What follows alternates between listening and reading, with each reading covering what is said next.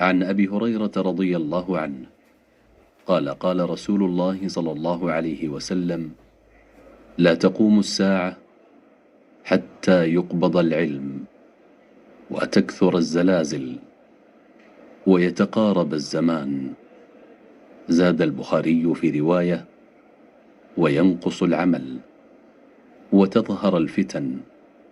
زاد في رواية: ويلقى الشح ويكثر الهرج وهو القتل، وحتى يكثر فيكم المال فيفيض حتى يهم رب المال من يقبل صدقته، وحتى يعرضه عليه فيقول الذي يعرضه عليه: لا أرب لي به، وحتى يتطاول الناس في البنيان.